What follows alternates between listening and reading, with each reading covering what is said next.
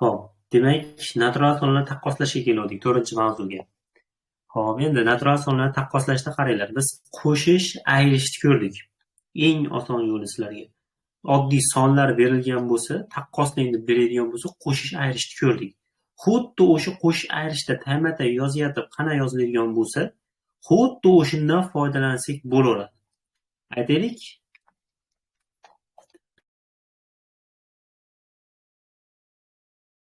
bizga ikkita kattaroq son berildi deylik. 2 2 1 6 3 7 8 1 6 shunaqa holat beryapti. Endi shuni taqqoslash kerak bo'lsa, ikkovini xuddi qo'shish ayrishda tamatay yozgandek tamatay yozamiz. Qo'shish ayrishda bajarilgan tamatay yoziladi, xuddi o'shani tamatay yozamiz. 8 7 3. Endi qaranglar. Chap tomondan boshlab taqqoslab ketamiz. 2 bilan 3. Qaysi biri katta? 3 kattami? Bo'ldi, qolaveradi. Javob bo'ldi. Qolganini ko'rmaymiz. Yana bitta misol keltiraman. 6 8 7 5 1 va 6 8 6 9 9. Ikkovini taqqoslayapmiz. 6 8 7 5 1 deb yozamiz. Taymada yozsa, qana yoziladigan bo'lsa, buni ham xuddi shunaqa qilib yozib olib taqqoslasak oson bo'ladi. Mana taymada yozdik. Buni bilamiz. Bilgan narsamizdan foydalanyapti. Qaranglar. Endi chap tomondan, o'ng tomon, chap tomondan boshlab taqqoslab ketamiz. 6 bilan 6 teng. Keyingi xonaga o'tamiz. 8 bilan 8 teng. Keyingi xonaga 7 bilan 6. 7 tomon katta. Demak, bo'ldi. Chap tomon katta. Tevasli kattaga. Axiga qarashimizning hojati yo'q. Shunga endi 6 7 5 1. Kattami? 9 9 9 kattami? Taymada yozamiz bunga. Agar chap tomonida son yetmay qolsa 0 bilan to'ldirib olamiz. Endi mana 6 bilan 0 taqqoslaymiz. 6 tomonga o'tamiz, bo'ldi, qolganiga qarashimiz hojati yo'q. Bo'ldi, javob chiqdi. Shunga sonlarni taqqoslayotganda eng oson yo'li xuddi qo'shish ayrishda bajarganimiz taymada yozib olish. Qo'shish ayrishda bajarganlar taymada yozib olib taqqoslaymiz va doim to'la turish kerak. Chap tomonga son yetmay qolsa 0 bilan to'ldirib olamiz. Shu ishni bajarsa shu osonroq bo'ladi.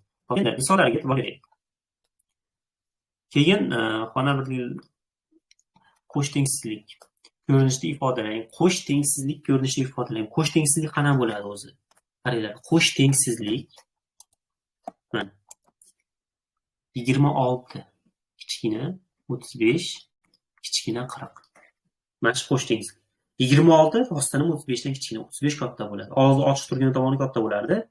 Og'zi ochiq turgan tomon katta bo'ladi. 26 kichkina 35. 35 kichkina 40. To'ppa-to'g'ri. 35 40 dan kichkina. Ya'ni 40 tomon katta. Bunda 35 tomon katta. Xuddi mana shunaqa holatdagi yozish qo'sh tengsizlik bo'ladi. Endi misolga qaytamiz. 20 soni 10 sondan katta, lekin 30 sondan kichkina. 20 sonimiz qaranglar. 20 son. Nima ekan? Katta ekan 10 dan. To'ppa-to'g'ri 10 dan katta. Og'zi ochiq turgan tomoni katta bo'ladi. Katta. Lekin 30 sondan kichkina. Kichkina to'ppa-to'g'ri 30 dan kichkina. Shunga xuddi shu holatda yozib qo'ysak bo'ladi. 10 kichkina, 20 kichkina, 30 bo'lyapti. Buni kichkina deymiz, buni katta deymiz, to'g'rimi? 20 kichkina, 10 kichkina, 20 kichkina, 30. Keyingisi 44 soni 55 sonidan kichik, lekin 33 sondan katta. Demak, 44 sonni 55 sonidan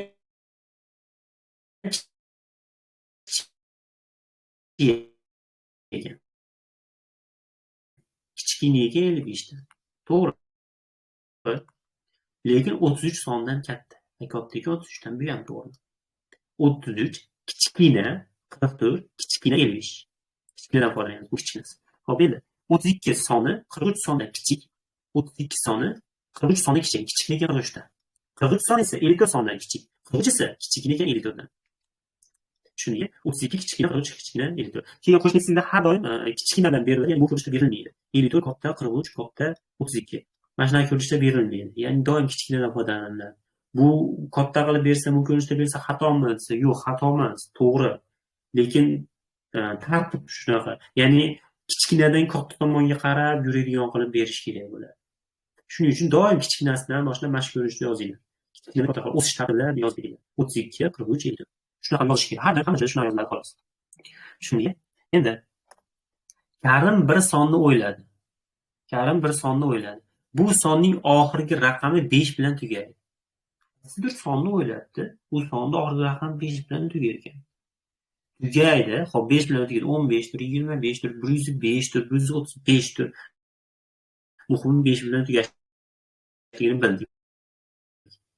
Va bu son 300 dan katta. Ha, o'sha noma'lum son 300 dan katta ekan. 5 bilan tugaydigan son. Hozir men nuqta tomonda necha kelishini bilmayman. Balki 15 bo'lar. Ammo 310 dan kichkina. Ha, kichkina ekan 315 dan. 310 dan. Hali bu son qaysi son? 300 dan katta son ekan, 310 dan kichkina son ekan. 300 bilan 310 orasida bo'lyapti va oxiri 5 bilan tugashi kerak. Qaranglar, 300 dan katta, 310 dan kichkina, oxiri 5 bilan tugaydigan son bitta xolos. U ham bo'lsa 305. Bu mana javob chiqdi. Tushundingizmi? Boshqa unaqa son yo'q. Taqqoslanglar. Taqqoslang. Ko'p qarashingiz o'ziga chiqadi, lekin qay usuldan foydalanib taqqoslab ketamiz. Asl misol uchun birinchi 10, 18. Chap tomondan boshqa taqqoslang. 1 bilan 1 teng, 0 bilan 8. Har tomon katta, 8 tomon katta demak, nima qilib beryapmiz? Ustiga yozib ketaveraman.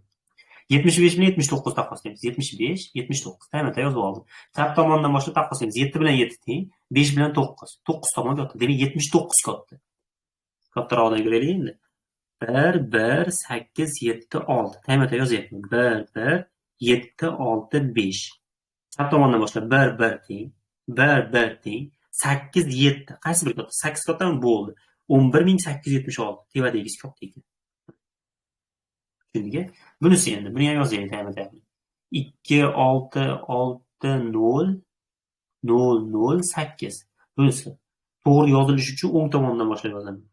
1, 0, 0, 5, 6, 6, 2. Chap tomondan boshlab taqqoslaymiz. 2, 2 teng, 6, 6 teng, 6, 6 teng, 0, 5. 5 katta demak pastdagisi katta. Qaysimizdir katta bo'lib qolganda chapdan ketayotganimizda, chapdan o'ngga qarab ketayotganimizda o'sha joyda o'zi to'xtab turamiz. 0 bilan 5. 5 katta dedikmi, ag'ga qaramay qo'yaveramiz. Demak, pastdagisi katta ekan, ya'ni 5 tomonligi bunisi katta. Shunga hop keyingisi 6, 8, 7, 7. 5, 0, 0. 6, 0, 0. O'ng tomondan boshlab yozamiz. 9, 9, 9, 9, 9, 1, 2, 3, 4, 5, yana bitta 9.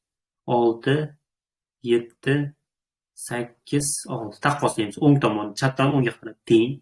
8, 8 teng, 7, 7 teng, 7 bilan 6. Qaysi tomon katta? Tevada kattami? Bo'ldi javob. Ag'aga qarashimiz umuman hojati yo'q. Bu tomon katta ekan. Shunga yaxshi. Xo'p, endi bu misollarda quyidagi sonli tenglik va tengsizliklarni qaysilari to'g'ri deyapti. Shunchaki hisob-kitobni bajaramiz.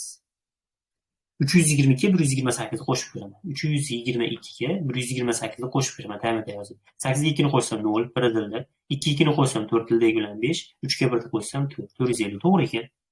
Keyingisi yana bitta monosini bajaraylik. 132 ga 11 ni ko'paytiraman. 132 ni 11 ga ko'paytiraman. 1 kere 2 2, 1 kere 3 3, 1 kere 1 1 ga ko'paytiraman. 1 kere 2 2, 1 kere 3 3, 1 kere 1 1. Qo'shamiz. 2, 5, 4, 1. Bu tomon 1450 bo'lishidi ekan, uzr, ko'paytirib olib. Boshqatdan bajaramiz. 132 ni 11 ga bo'lamiz. 13 ichida 10 bittalikdan bitta bor, 11. Ayirib olamiz. 3 dan 1 kessa 2, bu tomon 0 bo'lyapti. 2 ni olishamiz. 22 ni ichida 10 bittalikda 2 ta bor. Ko'paytirsa 22. Ayirib olsak 0. Demak, bu tomon 12 chiqyapti. 18 dan 6 ni ayiramiz. 12 to'g'ri. Tengsizlikdan ham ishlaylik. Xo'p, bunisini ishlaydigan bo'lsak, 28 da 24 ni 28 ga ko'paytirib ko'ramiz. 24 ko'paygan 28. 8 kere 4 32, ikkisini yozamiz. 3 dilda. 8 kere 2 16, dildagi 3 bilan 19. 2 kere 4 8, 2 kere 2 4. Qo'shamiz.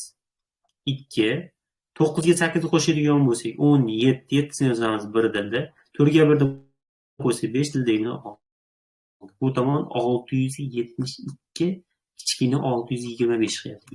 672 625 dan kichkinami? to'ppa-to'g'ri. Taqqoslaydigan bo'lsak, mana chap tomon teng 7 bilan 2 tevadagi katta bo'ladi. Demak, 672 katta bo'lyapti. Noto'g'ri bo'lib qoldi. Bu tomon katta bo'lishi kerak edi. Bu berilayotgan noto'g'ri bo'lib qoldi. Yaxshi. Keyingisi sonlarni taqqoslang deyapti. Endi bunisini tayma-tay yozmayman. Tayma-tay yozmayman. Xonalar sonini sanaylik birinchi ish. Chunki qaysi birini xonalar soni ko'p bo'lsa, o'sha katta bo'lib qolaveradi. 1, 2, 3, 4, 5, 6. 1, 2, 3, 4, 5. Buni sonasi ko'paygan bo'ldi javob. Xonalar soni 1, 2, 3, 4, 5. 1, 2, 3, 4, 5. Ikkovida ham xonalar soni teng ekan, endi o'ng tomondan boshlab taqqoslaymiz. 3 bilan 3 teng. 6 bilan 6 teng. 1 va 0. Bir tomon kattadan bo'ldi. Chap tomon katta ekan. Keyingisida ham xonalar soni 1, 2, 3, 4, 5. 1, 2, 3, 4 bo'ldi, bu tomon katta.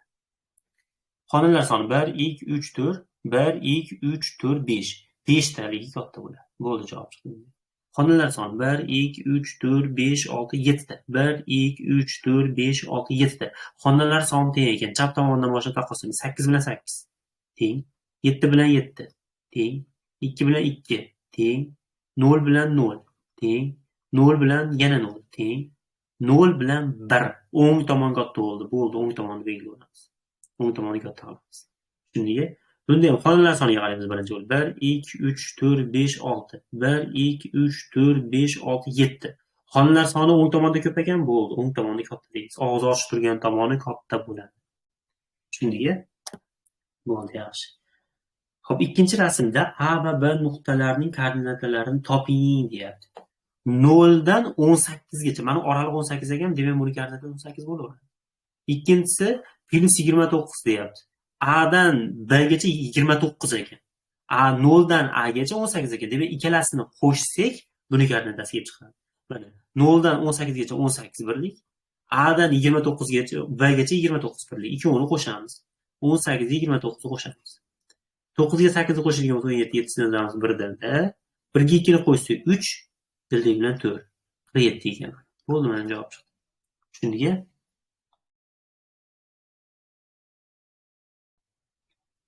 hop, muzqaymoqning narxi 150 so'm. Mahmud 5000 so'm puliga nechta muzqaymoq sotib olish mumkin? Savol sizlarga. 1000 so'm pullaring bor. 3000 ga nechta o'sha muzqaymoq sotib olasizlar? 1000 so'mdan 3000 pullaring bor. Muzqaymoqning narxi 1000 so'm. 1000 so'mlikdan nechta olib olasizlar? 3 ta olasizlar. Buni hisoblayapsizlar. Hamma hisoblaydi. Bu degani 3000 da 1000 ga bo'lyapti.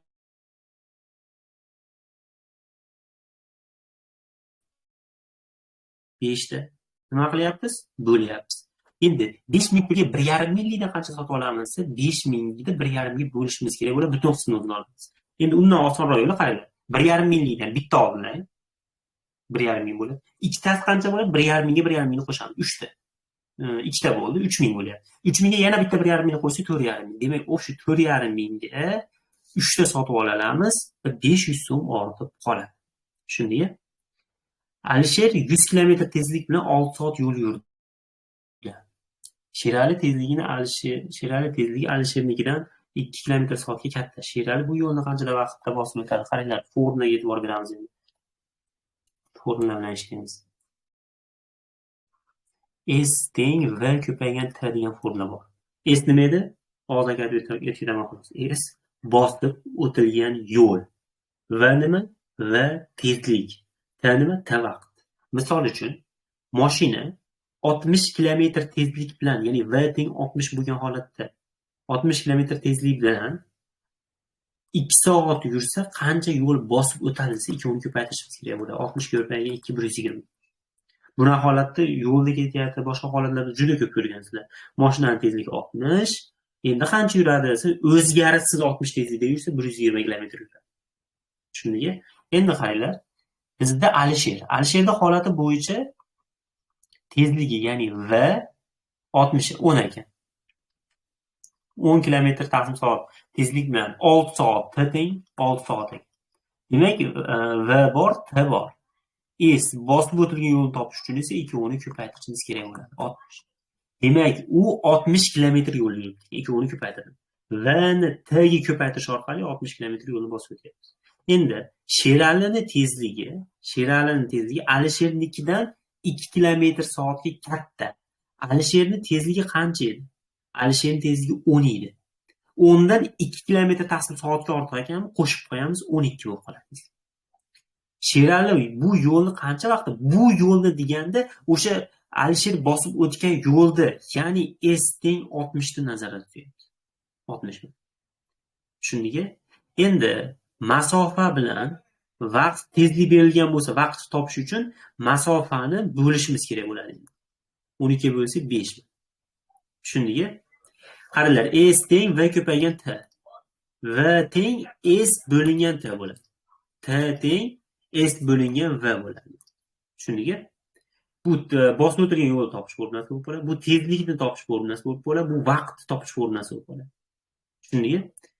Masalani o'qiyotganlarida eng katta muammo sizlarda o'zi asli mana shu masalani ishlayotganimizda e'tiborsizlik bilan o'qish. Hatto ba'zi holatlarda shunaqa holatni uchrataman. O'qituvchilarni ham boshqalarni ham masalani o'qiyotganda ko'p holatda kuzataman. Qaranglar, o'qiyotganimizda bitta eng yomon narsa, ayniqsa shu misollarda o'qib ketayotganlarida bir boshidan boshlab o'qishni boshladim, oxirigacha o'qiyman deb o'ylaydi. Yo'q, oxirigacha o'qimaslik kerak. Bo'laklarga ajratib olib, har bir bo'lak alohida tahlil qilish kerak bo'ladi. Xo'p, bu oddiy misol. Lekin murakkablashgan sari ma'lumot ko'payib boraveradi. Va ma'lumot ko'paygani sari odamni qabul qilish qiyinlashib boraveradi. Har bir ma'lumotni to'xtab yozish kerak. Mana A Alisher deb alohida yozib oldim. Sherali deb alohida yozib oldim. Va har bir formulani tahlil qilib chiqdim. Shuningdek, oradan o'rgatib ketyapman sizlarga. Har birini alohida tahlil qilishimiz kerak bo'ladi. 3-rasmga ko'ra masala tuzing va uni yeching deyapti. Xo'p, masala tuzish va yechishni o'zlariga qoldiraman. Qo'sh tengsizlikning ko'rinishidagi ifodalar deyapti. Buni ham qo'sh tengsizlik ko'rinishi ifodalar deyapti. Uyga vazifa ekan o'zi. Shuning uchun qaytarilishni boshlayapti ekan. 10 soni 8 sondan katta. Demak, 10 katta ekan 8 dan. 8 kichkina 10 dan. Lekin 23 sondan kichik. Kichik 23. Mana shu ko'rinishda yozdik. Keyingisi 7 dan kichik, bizda aytadi 15 dan kichik, lekin 22 dan katta, lekin 22 dan kichik bo'lgan barcha sonlar nurida tasvirlangan, son nurida tasvirlangan, son nurini tuzaylik. 7 dan kichik, 0 dan boshlaymiz. 7 dan kichik deyaptim, 7 nima aytadi deylik. Tasavvur qilaylik. Undan oldingi sonlar qaysilar bo'ladi? Misol 6 bo'ladi, 5 bo'ladi, 4 bo'ladi, 3 bo'ladi, 2 bo'ladi, 1 bo'ladi. Mana o'sha sonlar. Shularni hammasini yozib chiqsak bo'ladi. 15 dan katta, lekin 22 dan kichik bo'lgan barcha natural sonlarni son nurda ko'rsatiladi. Endi son nurda debdi buni ham. Qaranglar, mashqatidaman. Nechidan deyapti? 15 dan katta. 15 ni metrda tasavvur qilaylik. 22 dan kichkina. Mana shu oralig'idagi so'ra. 15 dan katta bo'lsin, 22 dan kichkina bo'lsin. Mana shu oralig'ida so'rayapti ekanmiz. Qaranglar, 15 dan katta 16 bor, 17 bor, 18 bor, 19 bor, 20, 21 bor. Son nurda tasvirlanadi. Son nurda mashq qismi hisoblanadi. Bunda 0 va 7 qism hisoblanadi. Tengsizlik ko'rinishida bo'lsa, faqat natural son deydigan bo'lsa, 7 dan kichik barcha sonlar deymiz. Bunda 22 dan 15 va 22 oralig'idagi sonlar deymiz. Qaranglar. Keyingisi endi son nurini tizib qo'ydik. Quyidagi sonlarni taqqoslaylik. Birinchi bo'lib xonalar soniga qaraymiz. 1, 2, 3, 4, 5, 6. 1, 2, 3, 4, 5, 6. Ikkovida ham xonalar soni teng bo'lyaptimi? Endi chap tomondan boshlab taqqoslab ketamiz. 6, 6 teng ekan. 0, 0 teng ekan. 0, 9 bo'ldi. O'ng tomon katta bo'ldimi? Ag'ini ko'rmaymizda o'ng tomonda katta deb belgilab qo'yamiz. Basi xonalar soni 1, 2, 3, 4, 5.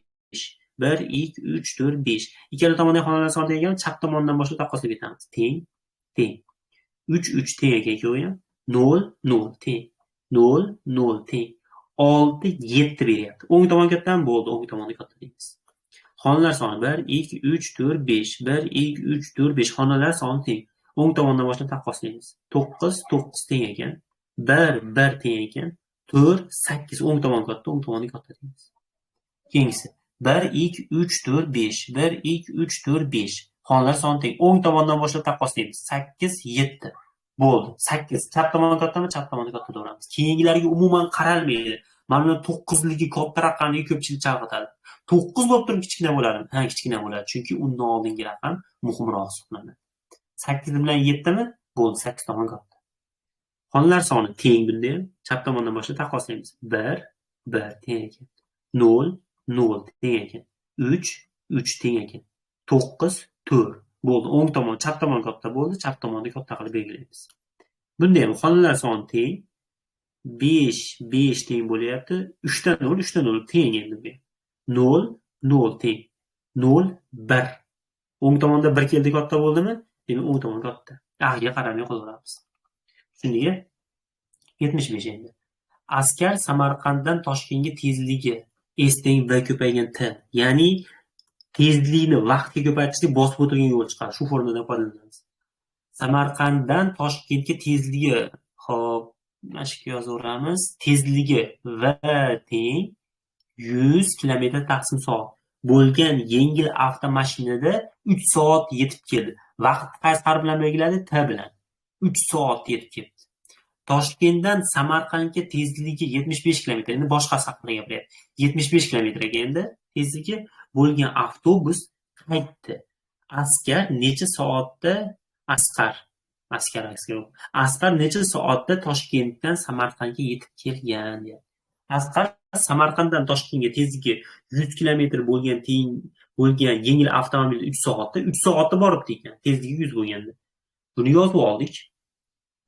Tizib olganimiz ham yaxshi. Mana shu tizimlar tushunarliroq beradi. Samarqand, Toshkent. Asqar ketyapti yengil avtomobilda. Qanday tezlik bilan? V teng 100 tezlik bilan. Va T teng 3 holati. 3 soatda manzilga yetib keldi. Orqaga qaytyapti qanday tezlik bilan? V teng 75 bilan. Endi u qancha vaqtda boradi degan savol beryapti. Borib orqaga qaytyapti. Endi borayotganda qancha vaqt ketganligi, tezligi bor. Demak, masofani topib olamiz. Masofani topish uchun v ni t ga, tezlikni vaqtga ko'paytirishimiz kerak. 100 ni ko'paytiramiz 3 ga. 300. Demak, ular Samarqand va Toshkent orasidagi masofa 300 km ga aylandi. 300 km bo'ldi. Endi qaytayotgandagi tezlik bor, v bor. Lekin vaqt yo'q. Vaqtni topish uchun aytgan nima sizlarga? T teng bosib o'tilgan yo'lni vaqtga, tezlikka bo'lamiz. Shunda vaqt kelib chiqadi. Tezlikni topish uchun esa bosib o'tilgan yo'lni vaqtga bo'lishimiz kerak. Hozir biz vaqtni topyapmiz. Bosib o'tilgan yo'lni tezlikka bo'lishimiz kerak bo'ladi. Ya'ni t teng masofamiz 300, tezligimiz 75, bo'lamiz 75 ga. 300 ni 75 ga bo'lamiz. 375 ga bo'lsak 1 2 3 4 chiqadi. Demak 4 soatga. 4 soatda qaytib borgan. Shunday. Yaxshi, bitta mavzu tugadi. Keyingi mavzu natural sonlarni yaxlitlash mavzuga kelsak.